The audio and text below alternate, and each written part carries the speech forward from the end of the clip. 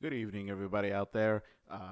Gerald Mendoza back here from the We Talk Politics podcast. Again, this is a secondary video I'm making to update on the information. We've had many developments in what is already becoming one of the most unusual, unprecedented, as you know, I'm sure that word has been used many different times and by different networks and different people, but just a completely unusual election cycle that we are going through right now, and definitely some things that warrant being updated, and we want to make sure we get some accurate information and um, just help make sure everybody's in the know and that everyone's up to speed. First thing I want to update right now is that throughout the day, if you remember the leads that seem to be pretty substantial with a lot of the vote count and precincts reporting in early this morning at like 2 and at 1 and 2 a.m. this morning, November 4th, the day after Election Day. They were still seemed to be holding what looked to be some kind of almost insurmountable lead that President Donald Trump had in the states of Wisconsin and Michigan, along with Pennsylvania, North Carolina, and Georgia. And even though certain problematic and discrepancies in terms of ballot counting and certain um, not resources, certain procedures that may or may not have been followed in the three states of Pennsylvania, North Carolina, and Georgia are being sorted out as we speak. It looked as though President Trump was also still going to be able to count on the electoral votes from Wisconsin and Michigan, making the road to 270 for Vice President Biden very difficult. However, from what we have seen in the last, I would say about 12 to 15 hours in the states of Wisconsin and Michigan, you have probably already heard it, is that the networks, the Associated Press, um, independent verifiers, and the states themselves have made their decision in terms of how they are to project the electoral votes in Wisconsin and Michigan, and it looks as though Joe Biden actually ended up coming out on top in those two northern states. So Wisconsin and Michigan both going to be highlighted blue into the Biden column, and this is an extraordinary development that we were not expecting. Again, last night at like 1:30 a.m. in the morning, we thought it was going to be a much harder and much more difficult fight for Joe Biden. But as the day progressed, as the votes came in, as the precincts continued to report, as um, certain districts started closing out, and there was no more votes coming from certain rural districts, and still more votes um, coming from coming from more urban, maybe more liberal districts where more registered Democrats live. Um, you could see whatever lead that President Trump had in either Wisconsin and Michigan were diminishing hour by hour, minute by minute, and eventually they finally switched over to a point where now the networks, as in full consensus with every single resource that we had been using throughout the evening last night, have projected both Wisconsin and Michigan to go to Vice President Joe Biden, in essence, basically reestablishing that blue wall of the Great Lakes that so famously was broken down 4 years ago by President Trump for him to be able to gain the presidency. Along with those projections, three of the four districts or electoral votes in Maine were also awarded to Vice President Joe Biden. If you keep that tally, that's um, I believe that's 10 votes in Wisconsin. That's the 16 votes in Michigan. That's 26 between those two, and then three more in Maine. That's 29. Three of the four. So that's 29 electoral votes on top of what President Biden had, uh,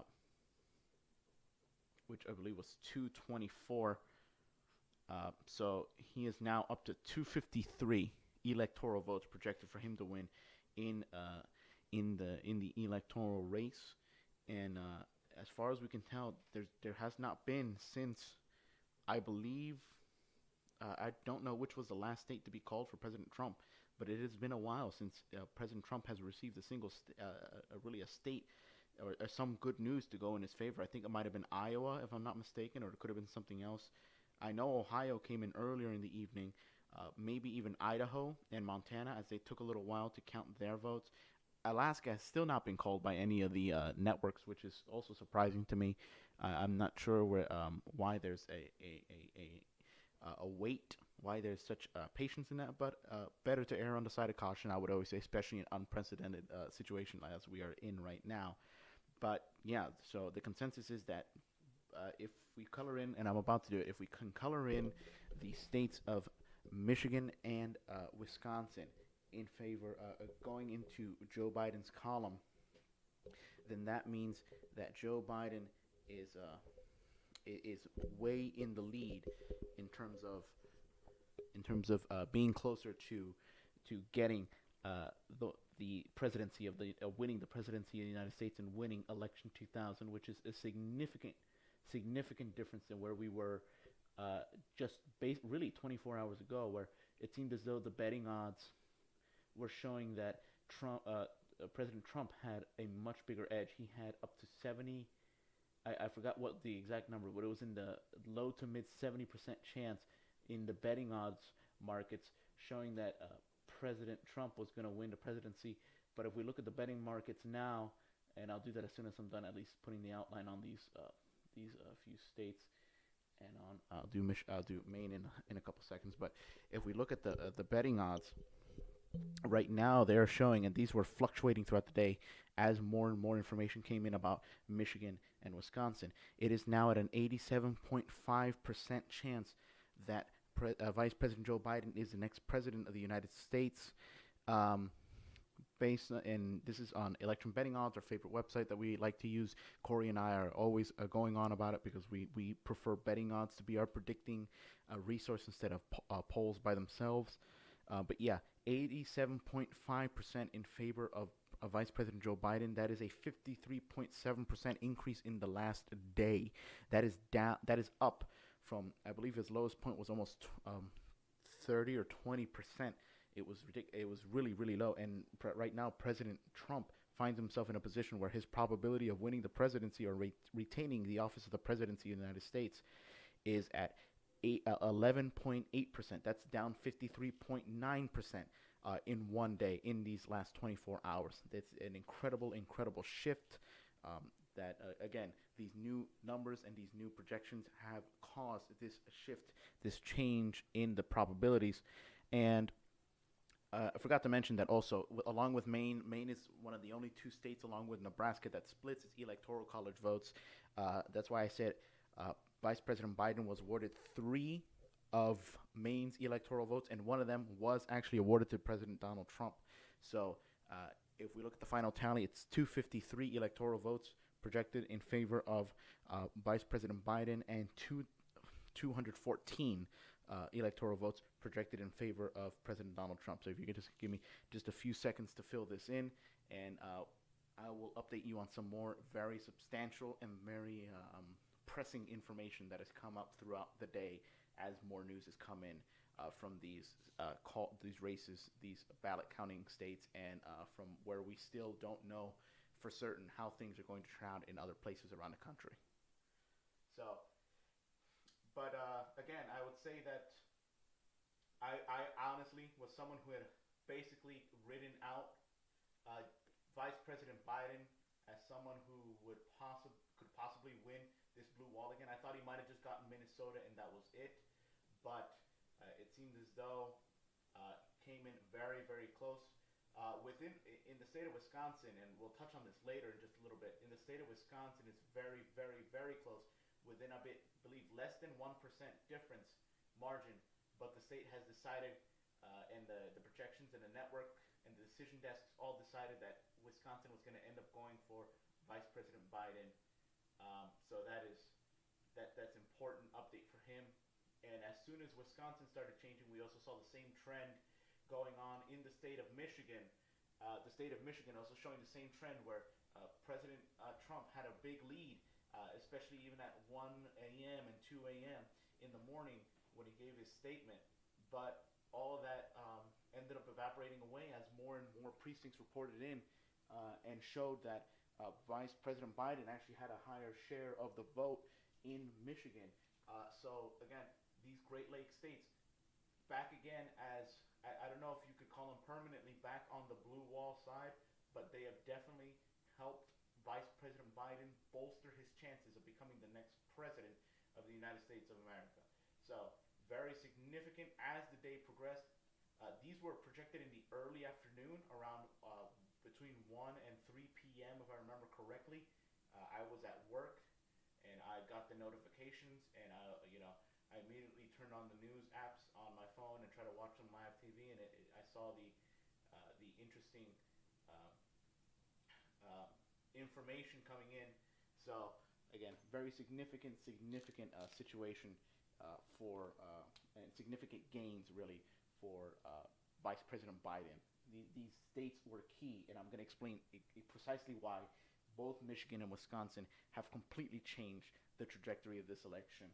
But let me fill in Maine real quick, and then we'll get back to how this will affect the map and the other news surrounding these results and the election in general as we continue.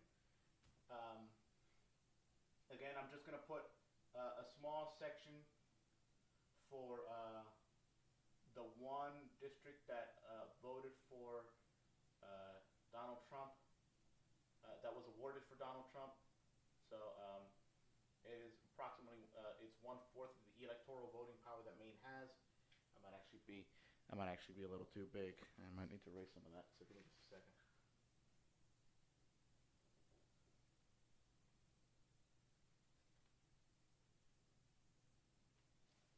But yeah, it really was again a significant change as the day progressed. Because I was someone who had written out Vice President Biden and his chances of winning those states in the Great Lakes region. But again, perseverance and patience have shown very interesting results in this election. And I know I'm gonna walk back on a claim I made yesterday on the live stream. If anybody was watching it, one of the things that I said is that the entire race would come down to Pennsylvania, and that was the key to anyone's winning the actual state and the actual presidency. Um, that I am going to have to walk back on because of the way these new counts and this new information has shifted, again, the trajectory of the possibility of winning in this election. And the betting odds have definitely shown that, um, reflected that. So this is our updated map. I don't know if you can see, Hawaii is actually all the way down here. It's probably covered. It's right over here underneath Texas. If you can see those 8 islands. Um, Alaska, we're still waiting for any confirmation about how that's going to be called. The networks have not called it for anybody yet, so we're holding our breath for that. Nevada and Arizona have not been called. Pennsylvania, North Carolina, and Georgia have not been called. Those are the 5 states that are outstanding in terms of them not being called yet. But I want to explain something about this new map, these new opportunities produced by this new electoral vote count, with Joe Biden winning those 2 states of Michigan and Wisconsin, along with him winning Minnesota much earlier in the evening, much earlier yesterday, or maybe even this morning.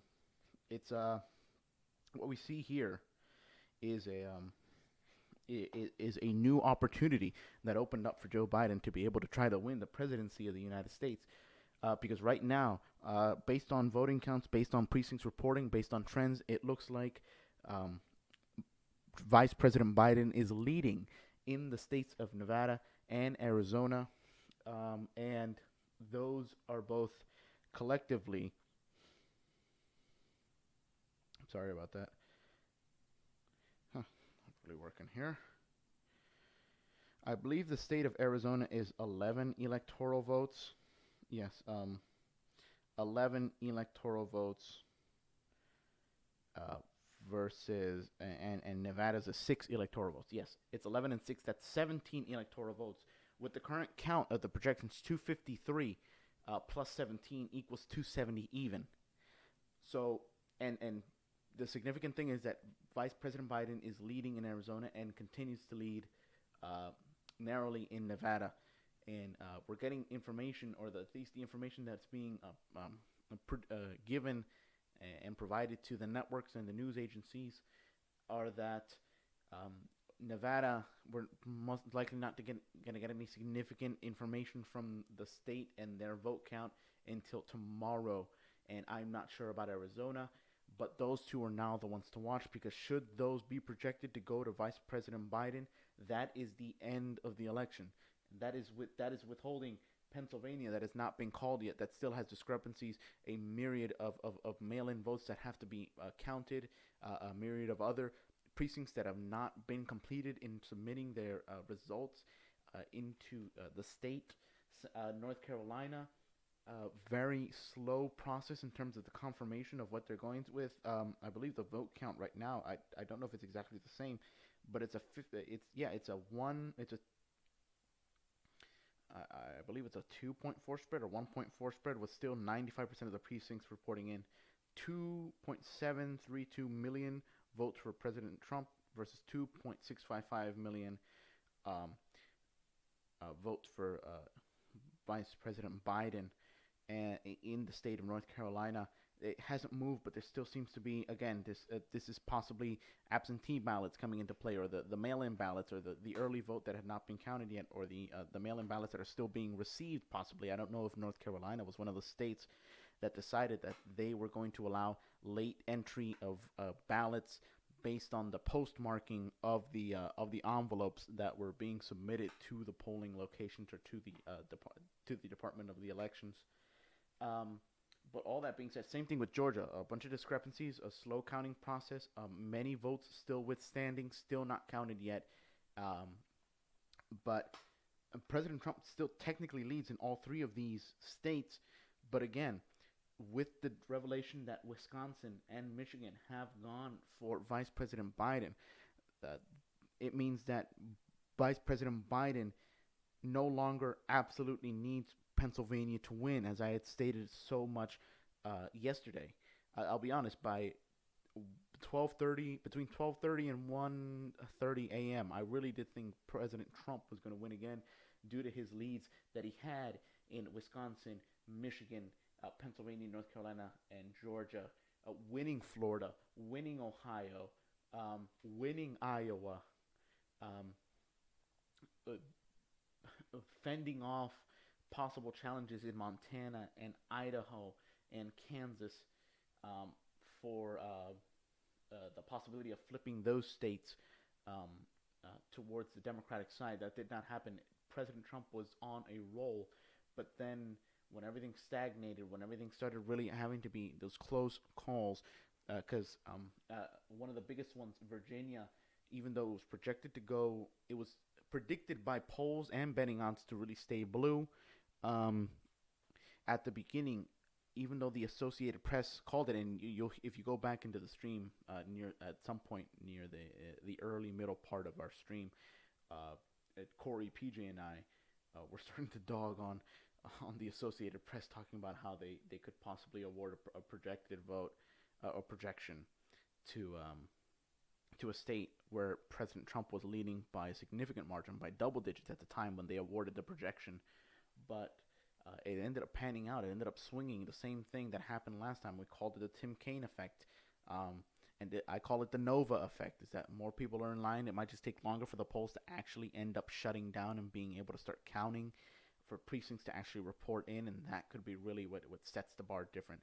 But yeah, Virginia is now seems to be a pretty a likely blue state for the foreseeable future, in terms of our general elections. Um, Again, Hawaii was finally called. I believe it was. I'm not sure if it was earlier this morning at around between 2 and 5 a.m., or if it was later than that. I really, at that point, it's been a blur. I have not really slept since. Well, I didn't do any sleeping last night. I was on the stream for an extended period of time, and I went straight to work after that. Thankfully, I'm not extremely exhausted. I'm sure I'll feel it tonight, but at the moment, I'm feeling fine. Um, but in any case, Hawaii was awarded at some point later, which really, again, it's the same thing that I think about with Alaska. That I don't see why there's a holdout in terms of why people don't want to declare a winner in Alaska, even though right now with 50% of the precincts reporting, um, President Trump has a 63.56% lead over Joe Biden's 32.39% of the vote share in that state. It seems very reasonable, I think, very reasonable that they should just be able to call the state of Alaska for Donald Trump and give him those extra three electoral votes, because it is three electoral votes that that are up for grabs in the state of Alaska. And because in Hawaii, if I look back at Hawaii, the margin of error was the exact same. I mean, the spread was different. Um, the um, sorry, the yeah, it was 63.74 versus 34.26. Um, yeah, and they awarded that to Vice President Biden. So I'm waiting for Alaska. I don't know, it might not make that much of a significant difference, but um, even with Alaska, even with, say, in this President Trump's scenario where he keeps his leads in Pennsylvania that he has right now, even though there's still many votes withstanding, even though North Carolina still hasn't certified every one of its votes yet, and they still have mail-in votes that they're going to try to maneuver with, even though Georgia has had also discrepancies and slow counting and a number of mail-in votes and a number of more urban more city-like counties that have not completely reported, not completely finished counting. Say President Trump holds on to Georgia. Say President Trump holds on to North Carolina. Say President Trump holds on to Pennsylvania, and those three huge, huge swing states. It would have given him almost every single swing state that there was to win, with the exception of obviously the three Great Lakes states over here and Arizona, which was characterized as a swing state this year. Even with all of that, uh, the president will still lose with 268 electoral votes, as opposed to Vice President Biden's 270 electoral votes, simply because he managed to squeak out the state of Wisconsin and the state of Michigan uh, from the grasp of a Trump lead, and he is leading in Arizona and he is leading in Nevada. Very interesting to see how that turns out. Again, that's why the betting odds are showing such interesting things. Um, that being said, the President Trump has not been someone who just takes this lightly. He is not someone who is going to look at the numbers and maybe another candidate might have said, "Well, I don't feel myself going to win, like I'm going to win this time, and I think I'm going to send over a concession call and give a concession speech so that the future president of the United States can now have a little bit more security." That's not happening. President Trump, if there's one thing he's shown, is that he is a fighter and he is stubborn and he is very much motivated to get what he wants, and what he wants to do is win. And he's already launched a number of claims, not only from the speech last night where he said we're going to use the courts to try to win those states and make sure that they don't count after Election Day, which is not how the vote counting and ballot counting works in any state in the union because of the nature of the situation. Projections usually happen on election night because of the models that work in regular circumstances, not pandemic and surplus of of voter turnout and surplus of mail-in absentee voting that needs to be managed as well. Um, the projection models were just struggling, and I understand struggling to figure out what exactly was going to end up going on in the electoral college. Um, but the not but President Trump put out a tweet. I can't seem to find the times. It was about 4 hours ago that he put two tweets together at his campaign. Speaking on behalf of the campaign, he says, "We have claimed for electoral vote purposes the Commonwealth of Pennsylvania, which won't allow legal observers in quotation in parentheses, the state of Georgia, and the state of North Carolina, uh, each one of which has a big Trump lead. Additionally, we hereby claim the state of Michigan, if in fact there was a large number of secretly dumped ballots, as has been widely reported." Again, this is on Twitter, and these claims were also flagged by Twitter as um, saying these are not some or all of the content shared in this tweet or in these tweets is disputed and might be misleading about the election or other civic process. This is nothing new to the president at this point. He has had tiffs with Twitter and Facebook flagging comments that he makes, and I think rightfully so, inflammatory, illegitimate, biased, and unbased, non-fact based claims that are trying to paint a picture of something that just isn't there. But again, President Trump fighting tooth and nail everything he can do, not only making these big claims and statements. Um, yeah, you cannot claim a victory in each state. That's not the way it works. The state is awarded to you. You do not claim the state and say that you won. Um, and according to the Associated Press, who I still trust for news, I know that we were bagging on them earlier, but I trust for news as a very, very, very trustworthy, one of the four most trustworthy and most workable news organizations in the world. They are world renowned. They are the U.S. based world renowned news media company. It's the AP, it's Reuters, it's France, it's a French 24 News, and I forgot there's another one in Great Britain. It's not the BBC, a different one that it's in Great Britain.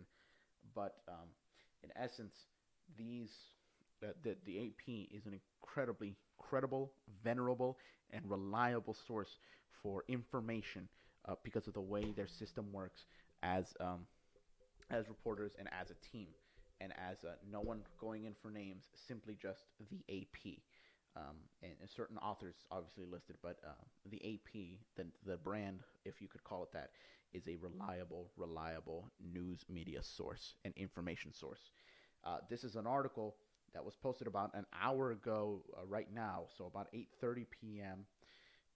It says, or maybe 8 o'clock p.m. It says Trump sues in Pennsylvania and Michigan, ask for Wisconsin recount.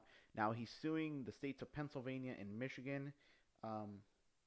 It says joining existing Republican legal challenges in Pennsylvania and Nevada as well, demand better access for campaign observers to locations where ballots are being processed and counted, and absentee ballot concerns, the campaign said.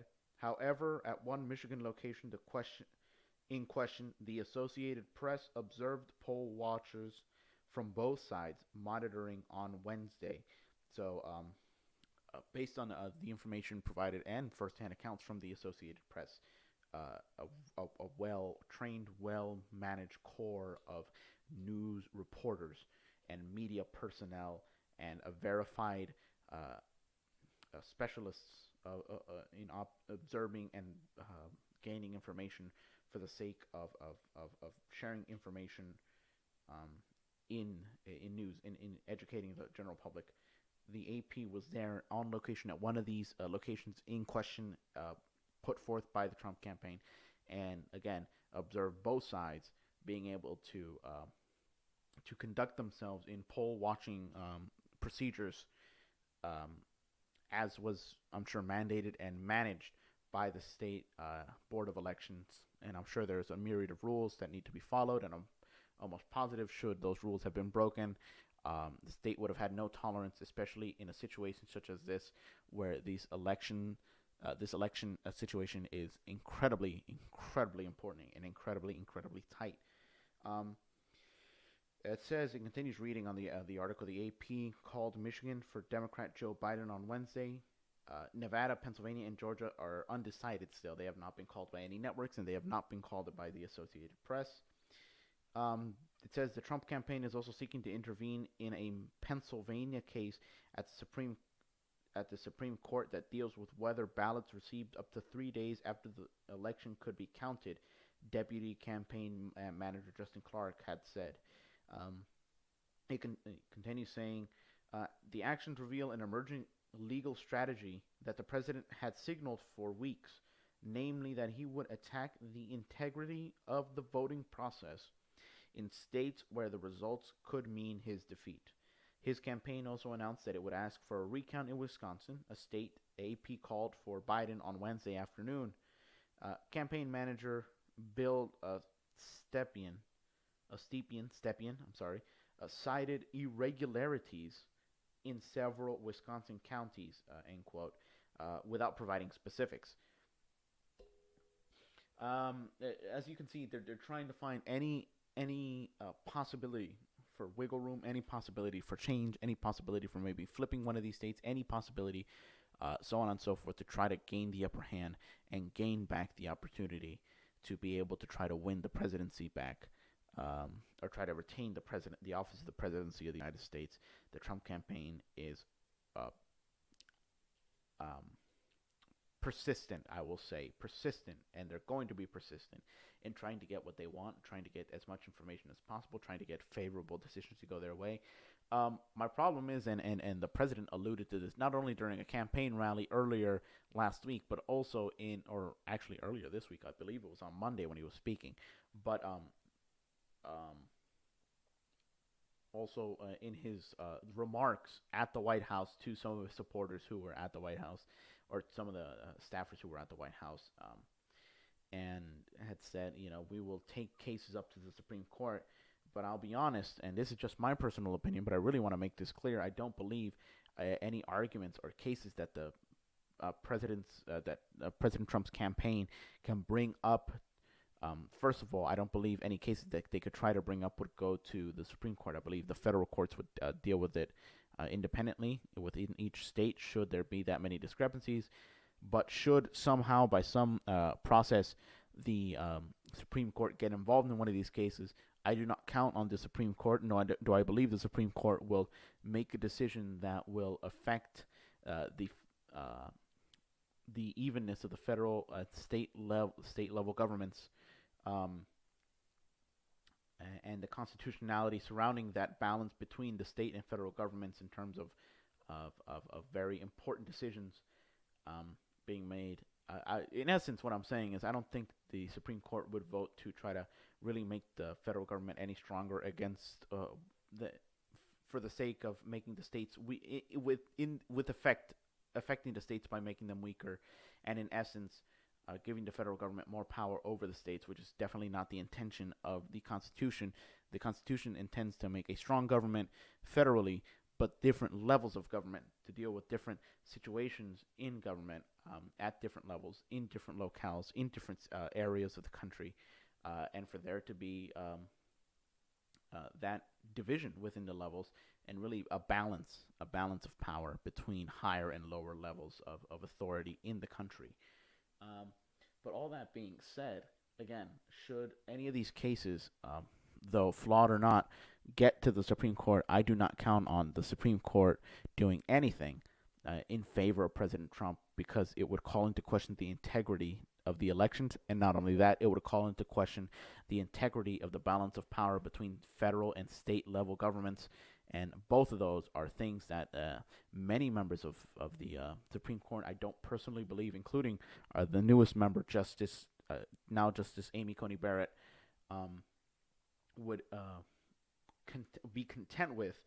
Um, I know everybody says, President Trump put her in, so she's gonna do him a favor. I don't believe that. I point to Neil Gorsuch, who has become very much so a constitutionalist, and even though he might lean conservative in many of his decisions, he is more so someone more.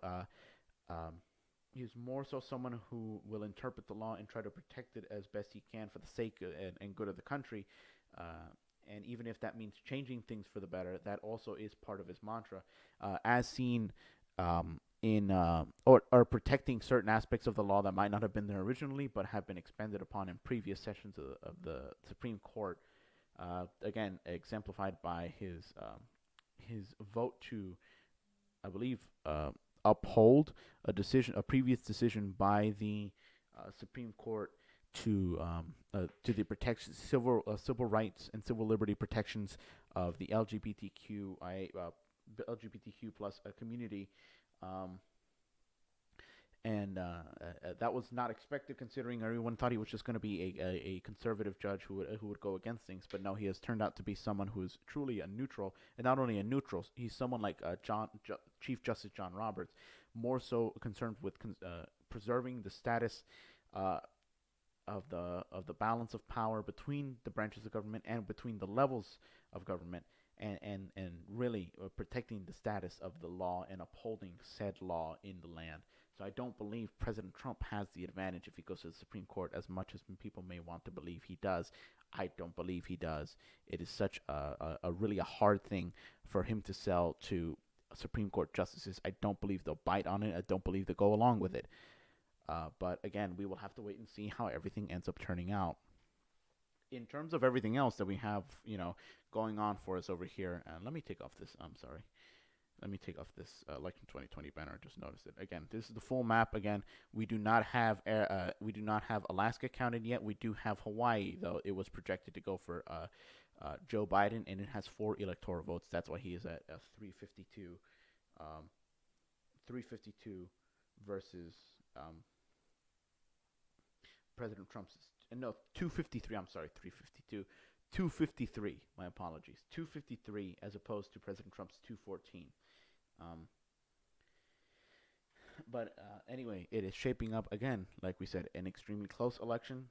I pray we don't have to go through the ordeal that many people went through in election 2000 with the um, with certain so many discrepancies, so many different situations that ended up leading to the Supreme Court having to make a decision, and many people feeling disenfranchised by that decision. And this is one of the biggest voter turnout elections of all time. We are at 71,480,872 votes so far for Joe Biden nationally, and 67,977,678 votes total nationally for President Trump, and another 2,219,984 votes for other candidates around around the country. I saw a lot of Joe Jorgensen tonight. Last night, that was pointed out very well. But in essence, this is the map we have. That's the situation with the president, with threatening to sue.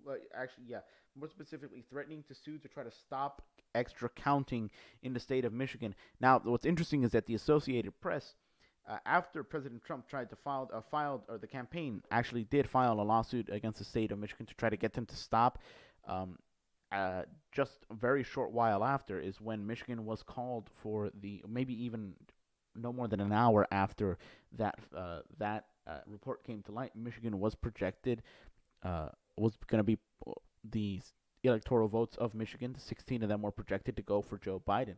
So even after all the possibly even more uncertainty that was thrown, the wrenches that were thrown into the system, it still seems to indicate polling numbers, voting numbers, precincts reporting, and analyzing all that data, where the votes are coming from, where the votes are exhausted, how many more mail-in votes who seem to be much more swinging towards Democratic and liberal side registered voters instead of Republicans. And that's a reasonable thing to assume, is that most of the people who mailed in are Democrats, because President Trump really, during his campaign, was doing a mini campaign to try to make mail-in voting seem as a very dangerous, fraudulent activity, and it just hasn't been shown. Also, I want to point out, I heard this earlier between in different conversations, and I looked up different articles online.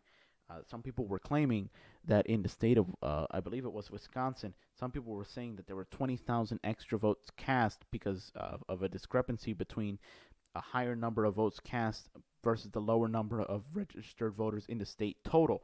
And upon first glance, that is something that did actually come up and look very, very suspicious, and sure, raised alarm for some people, especially conservative supporters of President Trump or conservative operatives around the area and in the state. But something to really keep in mind is that that's a baseless claim, because you're also not looking at the fact that same-day voter registration is legal in the state of Wisconsin, which means that whatever numbers they have on record from before election day or on the day of election day do not include however many people came to vote and weren't registered but were allowed to register on site and at that same moment.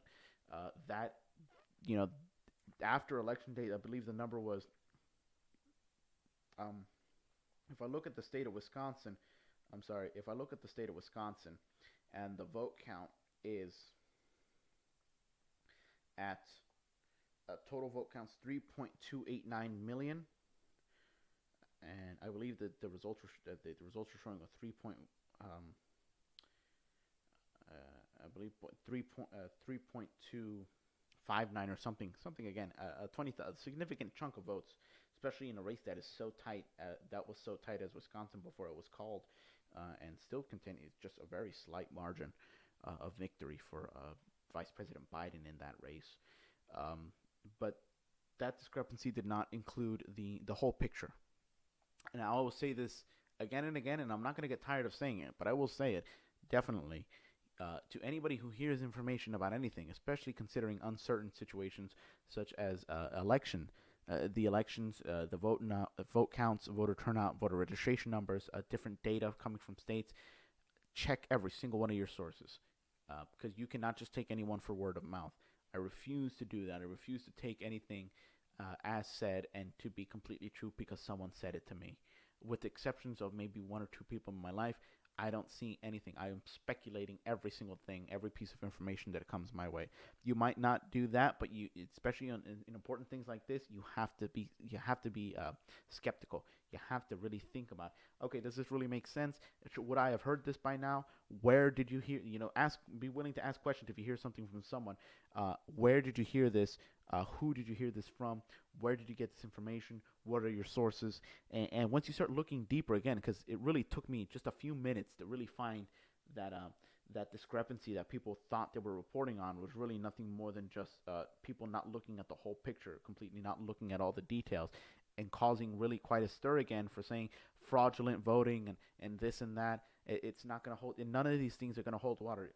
Especially if the president tries to latch on, if his campaign tries to latch on to these types of claims, they will be baseless and they will not have a leg to stand on, and they will really end up shooting themselves in the foot, trying to waste time for the American people. I do believe this election.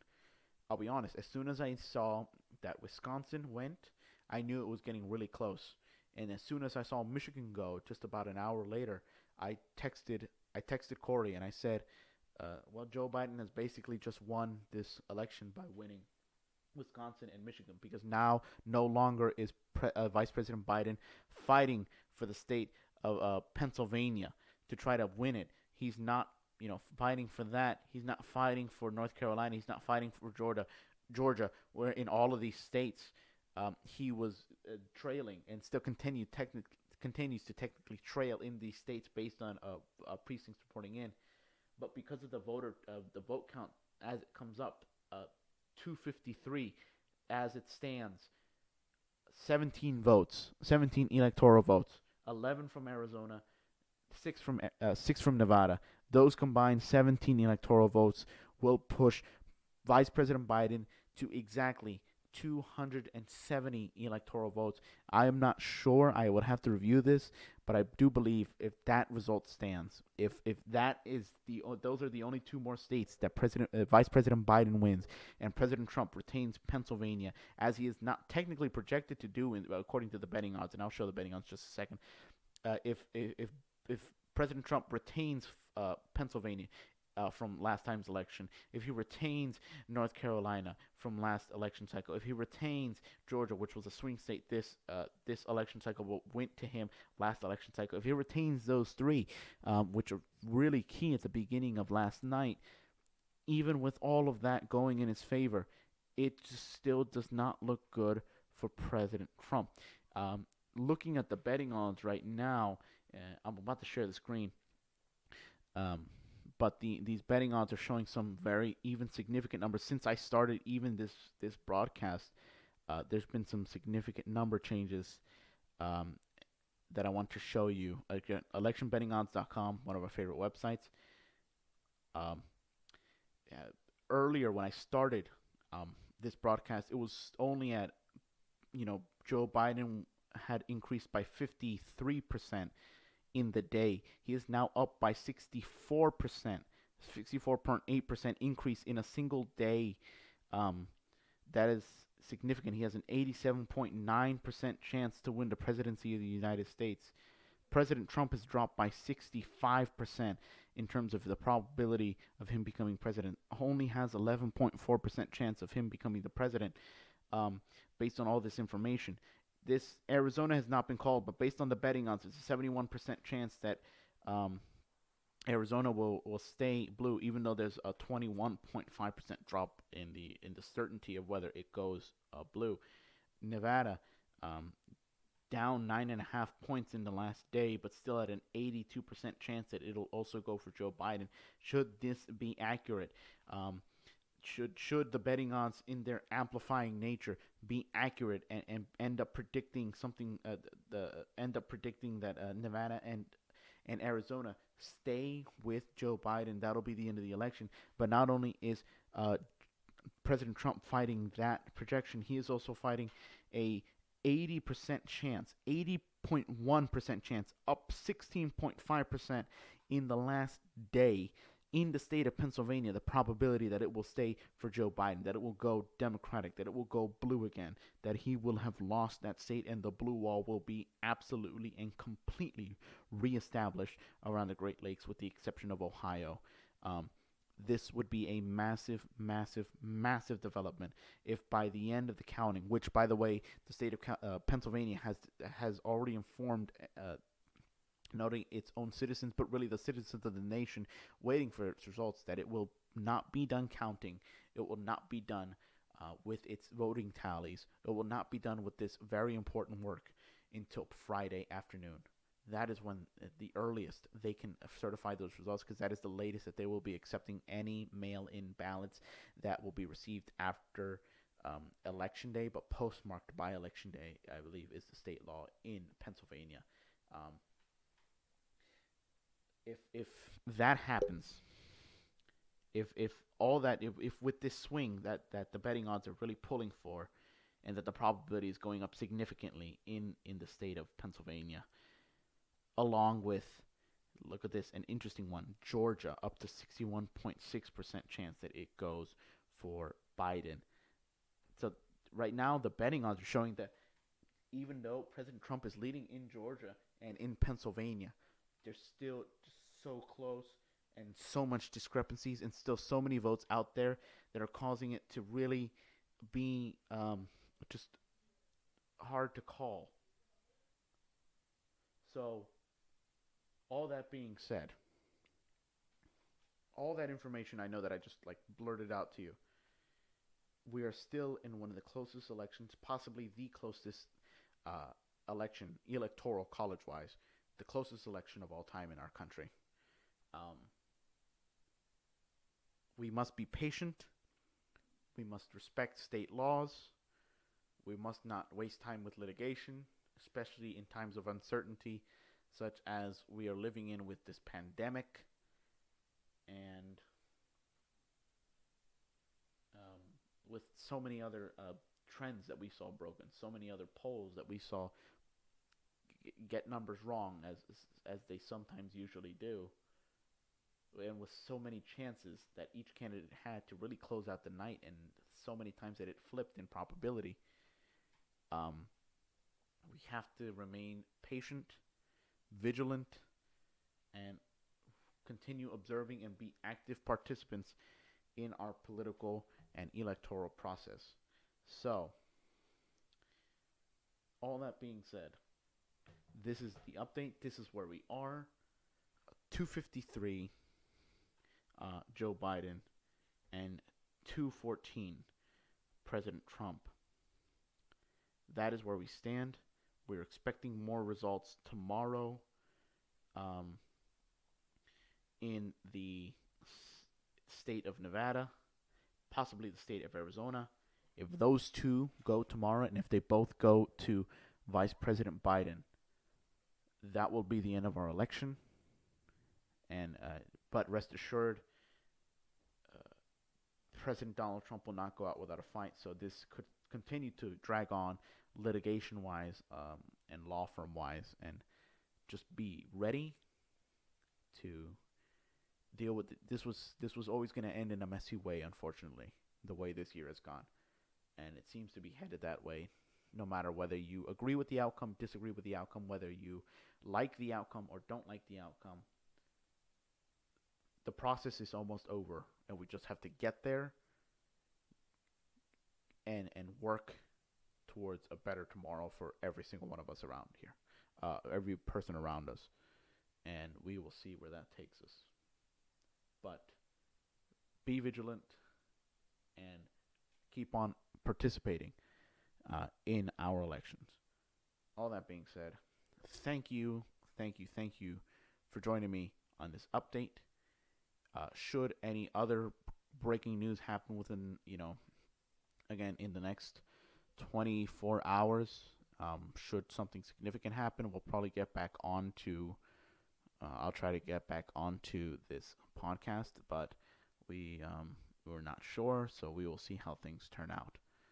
But, yeah, until then, for We Talk Politics, our election update on November 4th, 2020, I have been Gerald Mendoza, and we will see you guys all next time.